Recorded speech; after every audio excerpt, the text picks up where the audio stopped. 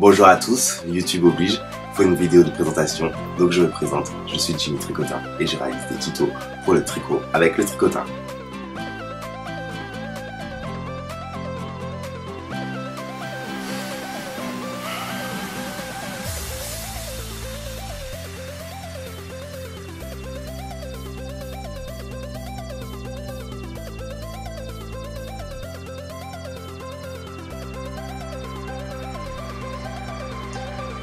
Comment tout a commencé?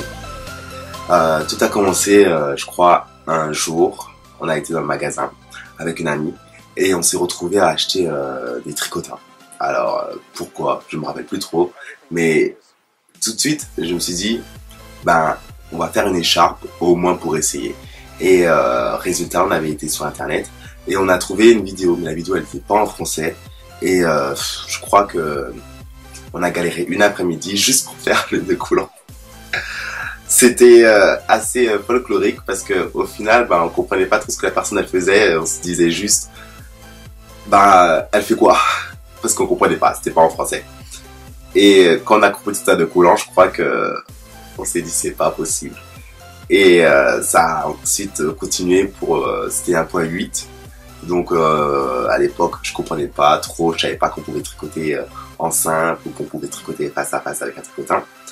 Et pour le coup, je me suis dit, j'aimerais bien trouver une vidéo bien expliquée, bien filmée, où la personne elle prend son temps et elle n'est pas pressée et où elle montre vraiment ce qu'il y a à montrer.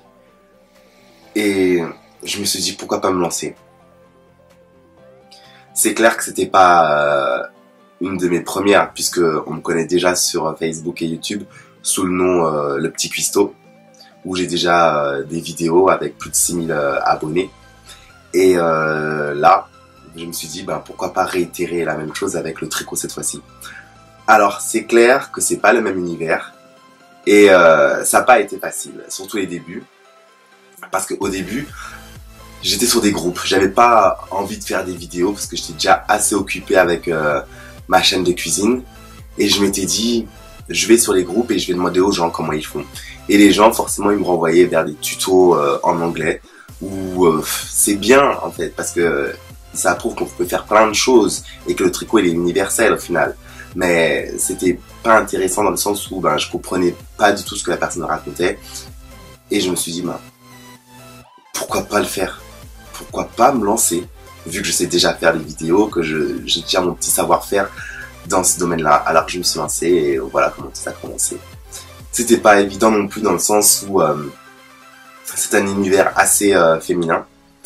Et déjà le tricot, à part un bonnet, une écharpe, les hommes portent pas spécialement de choses en laine. Donc quasiment tous les projets que je fais, soit c'est pour offrir, soit c'est des projets juste pour expliquer. Je n'ai aucun intérêt ou je ne le fais pas pour moi. Non, c'est vraiment pour le plaisir de faire.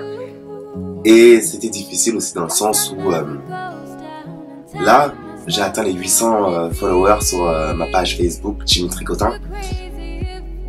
Et je suis content. Parce qu'à un moment donné, j'ai eu mes haters, et je les ai toujours d'ailleurs. Dès que je poste une vidéo, il y a toujours une personne, même si c'est une vidéo bidon, il y a toujours une personne qui va venir et mettre un petit j'aime pas. Je ne sais pas pourquoi. Mais au final, je suis quand même content de les avoir parce que je me dis, si les haters regardent quand même mes vidéos, c'est que d'un autre côté, j'ai un minimum d'intérêt à leurs yeux. Et je me dis, on connaît tous cette phrase, qu'on parle de moi en bien ou en mal, l'essentiel c'est qu'on parle de moi. Après, c'est clair qu'avec le tricotin, c'est un autre son de cloche. On peut tricoter pendant des heures et des heures sans se soucier du temps qui passe. Et juste avoir cette hâte de finir le projet, pas pour aller vite, mais juste pour dire waouh, c'est beau et je l'ai fait. Et ça, j'adore le faire. Pourquoi faire des vidéos au lieu des tutos papier? On est en 2017, aujourd'hui nous sommes en 2017, et le papier c'est un peu compliqué, les gens ils ont du mal à rester figés devant un papier, en plus on comprend pas. Même sur internet on peut trouver, je dis les gens, je me mets dedans parce que j'étais le premier à avoir la notice du tricotin sous les mains et puis me dire mais je comprends rien du tout. Et je trouve quand même que c'est mieux. de filmer, de montrer. Comme ça, les gens voient exactement ce que je fais. Et j'ai pas besoin de réexpliquer 50 fois. Je peux juste aider. Ça se fait que des fois, je passe mon temps sur ma page Facebook à recevoir des messages pour aider les gens. Et j'adore ça. J'adore ça, aider les gens. C'est pour ça que je fais des tutos. Quel est mon projet favori? Alors, mon projet favori, il est même pas encore en tuto vidéo. Donc, c'est le bonnet. Je pense que c'est un intemporel de la garde-robe, surtout en hiver. Le bonnet, surtout cette année, c'est le Fashy à petite dose, bien sûr, qui revient à la mode. C'est le bonnet, hop là, avec l'écharpe qui va avec. Je sais pas si on le voit. Voilà, avec l'écharpe qui va avec. Ça, c'est un de mes projets favoris. J'adore. Je pense que ça va bien, non? Et un des autres projets que j'adore aussi, toujours avec ça, c'est la sacoche déparée. Donc maintenant, on a un ensemble complet. Et c'est un des projets que j'adore parce que il réunit pas mal de points. Par exemple, ici, on a du 8. On a du jersey. Ici, c'est fait aussi de manière différente. Donc bizarrement, c'est beaucoup plus long que le bonnet, mais c'est avec un seul fil. Donc ça prend du temps, mais cette fois-ci, j'ai fait avec le Prime Maxi. Et la sacoche. Alors la sacoche, bon, elle est pas trop terminée, parce qu'il faut la lanière. Et voilà quoi. J'ai pas encore eu le temps de la fimeler. Et c'est tout ça que j'aime, créer des choses. Et je sais que je vais les offrir. Et ça me fait plaisir.